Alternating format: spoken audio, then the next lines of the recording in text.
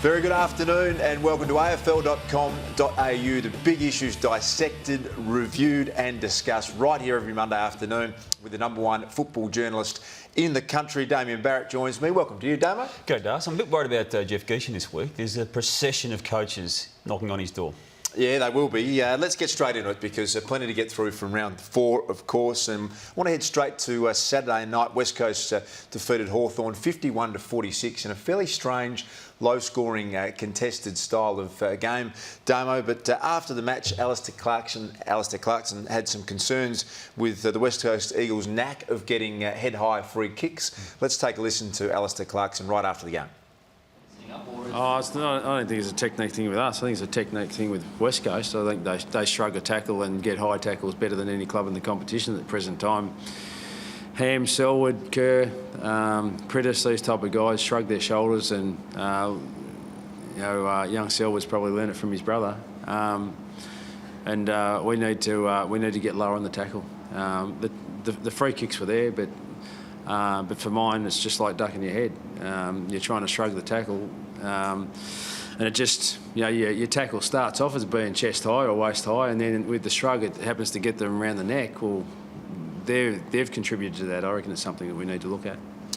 Well, it's, I suppose, referred to by most people as the Joel Selwood rule because he's perfected the art of doing it. And we'll take a look, Damo, at some of the free kicks from the weekend. There's the younger brother, Scott, who... Let's have a look at him and let's see how many you think shouldn't have been paid. I reckon those first two are probably right, aren't they, as free kicks? No issue at all. And I think Alistair Clarkson said that, Damo, that they're all free kicks. That's a free kick. But are we seeing a scenario? Players are the best ever at adjusting, bending the rules to make sure that they can make them to their own advantage. Now, you can see this is the really, I suppose, stark one for me. It's the older Selwood brother. He sees Buddy come. Buddy's absolutely going to tackle him perfectly around the race, drops to his knees, and he draws the high contact. Alistair Clarkson, I suppose, just asking the question, say, hey, look, this is what's happening. Is this in the spirit of the way the rule is wanting to be adjudicated? Do we need to look at it, Damo? Well, I don't know what you can do, Dar. So to me, all those free kicks were there. I think the tackler is just got to be smarter. I don't know how you do that. Obviously, it takes a massive change to your technique, but those free kicks, to me, had to be paid. Well, I think the point that he made was that not only are they the free kicks there, but he used the head high, ducking the head roll, where if you duck, you'll often hear the umpire say, you ducked your head, you gave away your advantage, play on. Perhaps that if you drew yourself lower to the ground in that scenario, look, I'm not sure whether it's an option, but he wants to have it explored. Now, you go. I was just going to say, in the past 7 games that Subiaco, the Eagles have played, they're averaging about 10 free kicks more per game than the opposition. I think that's part of Alistair Clarkson's point. And I think Alistair Clarkson too was a bit worried about Hawthorn losing matches that they should have been a chance to win it. And I reckon there's a little bit of deflection going on there. As you said, there's a theme running through this afternoon, and that is frustrated coaches. Damien Hardwick, after their loss to Geelong on the weekend, had this to say about Trent Cotchin. I think Cotchin got bear hugged to death. Other than that, I think we're okay. I was going to ask you about that, Damien. You've got approached a few times. Is he getting enough protection? I'll tell you what, it'd be interesting if you guys went back and looked in the tape. He's a ball player, Koch, and we just want what's best for the games. People come to see the kid play and just give him a crack, I say. Damien Hardwick there, Das, talking about Cotchin, one of his good players, being bear hugged. Honestly, Damien Hardwick, the way he played footy, if he was only bear hugging opponents throughout what was a very good career for him, again, I think there's deflection going on there, and he's just got to deal with that. Chris Judd has dealt with it from game 1 of his career. Trent Cotchin has been dealing with it. I don't think there's anything too severe that's going wrong with Cotchin's tactics against him. You're allowed to be frustrated as a coach, though, Damien. You're allowed to get in the press conference, and he did it pretty lightheartedly, having a little bit of fun and suggesting that perhaps we need to look at it. And look, there's not a lot of people queuing up to see the taggers play the game. I still think that's one we need to monitor if the good players are getting unfairly treated off the ball. Now, another blow on the weekend for Carlton. They've lost Andrew Carazzo for between 6 and 8 weeks with a fractured shoulder in this tackle. Sam Lonergan, an aggressive tackle, definitely a free kick, but there's been a little bit of fallout in the back of this. Yeah, there has. Certain quarters of Carlton Footy Club were disappointed with this on Saturday night. That anger, though, has dissipated somewhat. Almost no one at the club now is going to have any problem with that tackle by Lonergan, and we expect him fully to be to be getting off any potential charge for that crew. It was a rough tackle. Mick Moldhouse described it as a rank tackle, but there's no issue. It was just a hard tackle, wasn't it? I understand the match review panel have got no interest in that one, and neither should they. It was as a free kick, and that is all from that. Now, it was a shocking round for injuries in the weekend. Robbie Gray's knee injury was just horrific. And a little word of warning before we play the next one. Gary Rowan's broken leg is a reminder of the Nathan Brown one many years ago. And we want to play it. We'll take a look at it now and have a close look at Lindsay Thomas sliding in. Does it remind you anything like the Adam Goodes suspension a couple of weeks ago? And is this becoming a concern, Damo? Yeah, it does. This is the reason we're playing. It's not to show what happens to Rowan's leg, which is just absolutely horrific. But we've been saying now for a couple of weeks, what Adam Goodes has been doing, this could result in a broken leg. Now, what Lindsay Thomas did there, to me, is nowhere near as severe as what Adam Goodes had done initially in a NAB Cup game and then again in a serious game. But I still think they are obliged to look at it, the AFL, because we kept saying that one time, there will be a leg broken in this. Now, there has been. What has to be done, Darcy? Because it's a technique thing. Do the players have to change this? Well, I think it's the way they're coached, Damo. You're taught as a young player, and you're taught at AFL level, get in lower, get in harder than your opponent. They're trying to protect... With boots up? Well, on that occasion, he slid in, with his legs down. When you've got that sort of momentum up, you haven't always got control. Goodes got suspended, and quite rightly so, because it was a dangerous situation. He put his knees into that position. Should Thomas be looked at? No, I don't think so. No, I don't think there was any intent for him to maim or injure Gary Rowan. It was an accident. But I think we need to look at this a little more closely, because that motion, in soccer, if you tackle boots up, you have the whole book thrown at you and suspended for an enormous amount of time. It almost seems to me, Damo, that it's a players' issue, and maybe the Players Association need to get behind. And look, a code of conduct, I don't think it'll ever happen, but perhaps it's almost an unwritten rule for players, but that is knee territory, horrific broken leg territory, maiming players. Perhaps we need a bit of a re-education. I don't think we can penalise players for doing it, but you'd like to see them potentially get together and see if we can stop this season, to even have a meeting this week with the executive. To me, they're the ones you cringe at. Players getting their legs taken out.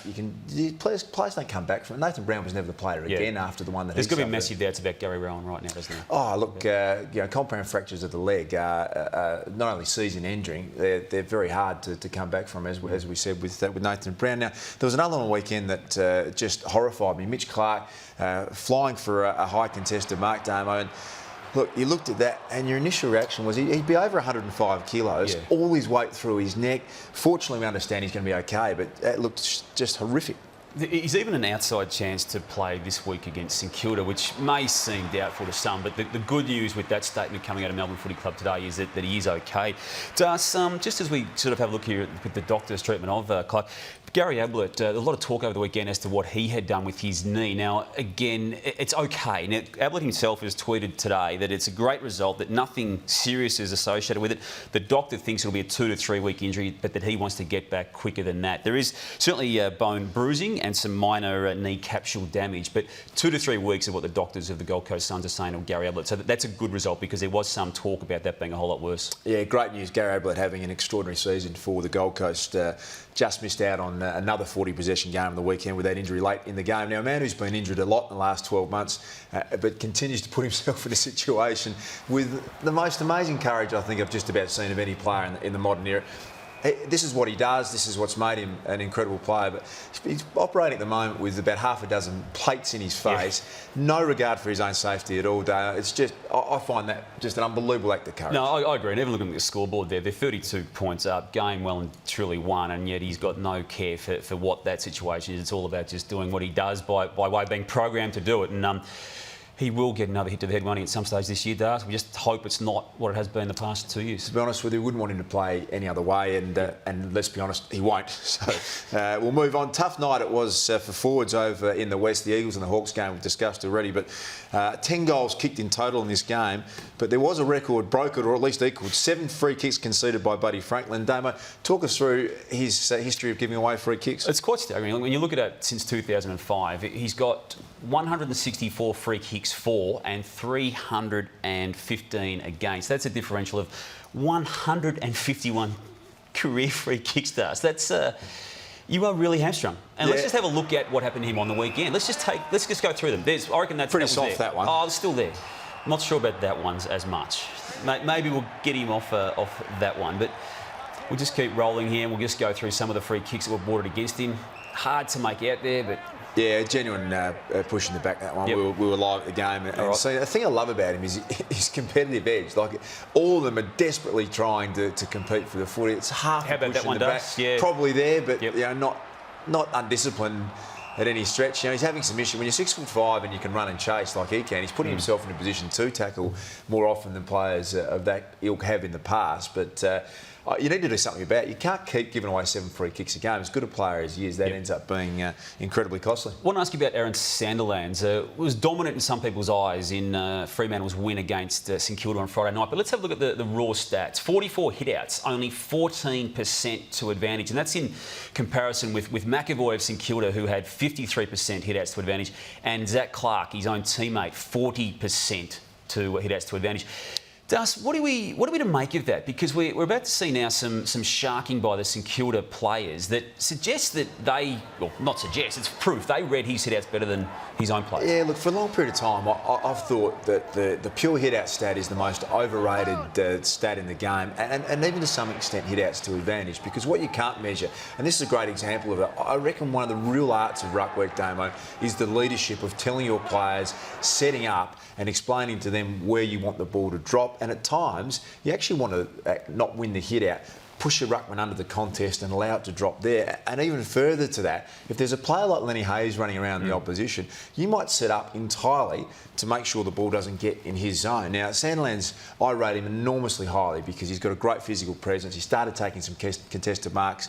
He's a little bit more underdone. But if you're judging a performance purely on hit-outs and hit-outs to advantage, it totally misses the mark. Even when it's that low, the percentage. Yep, some of the best ruckmen in the game. Brendan Lade, I rated enormously highly in the last decade, and you know, smallish ruckman, not overly strong. He had a great leadership of his whole midfield. He'd get in there, rucking against him. He always understood what the opposition were doing. He understood what he was trying to get out from his team. And sometimes you beat him the hit-outs, you beat him the hit-outs to advantage, and you walk away and you'd been smashed in clearances. And I think that's the part of the game Aaron Sandilands is still learning. As a leader, when you get around the contest, he's got to get the whole team performing exactly the way he wants them to. Big Anzac Day match on Wednesday, Darcy. We've been talking already for a couple of weeks about Essendon's long injury list, and most of those names have been on the same graphic we showed this time last week. The worry now is that Michael Hurley down the bottom there with a hamstring is going to miss not just Wednesday, but at least one more, maybe two more, with another example of a soft tissue injury at Essendon. That is a horrific soft tissue injury list, isn't it? That you just struggle to believe. But I think there is an understanding. I think Essendon have been quite open about this. James Hird has been on the record as saying we wanted to push the boundaries, to make them work as hard as we possibly could, just to let the players get a feeling in their own mind of what they're capable of. There's no doubt they've overcooked it. That's not a coincidence. They've pushed the program too hard. They had a big change in their medical department down there. Doc Reed, the only person left. Their 3 physios of the last 15 years have gone. They've got a new weights coach in. The weapon's down there. He's going very, very hard. Self-titled weapon. That's unusual, Damo. You don't hear that every week. Well, let's have a listen to James Joe Watson, the Essendon captain, talking about what sort of shape they're in coming up for Anzac Day on Wednesday. Yeah, most of the guys have put up pretty well. Obviously, Hurls, heard he said this morning he won't play, so but he's probably the only guy unlikely to get up. Place to come in. We're running pretty low, but they did rest. They rested about 5 guys from the VFL on the weekend, so we do have the option to bring in those fresh players if needed. Looking forward to Anzac Day Wednesday. Damo, quick tip before we go. Collingwood just. I'd like to see the full team list because we know the injuries are a big concern, but I'm a bit with you. I've got a feeling that the Pies might come back and make it 3 wins and 2 losses. Great to spend Monday with you as always, Damo. Look forward to catching up with you next Monday. Don't forget all the big news and issues in the AFL. Make sure you head to afl.com.au. But for us, it's goodbye for now.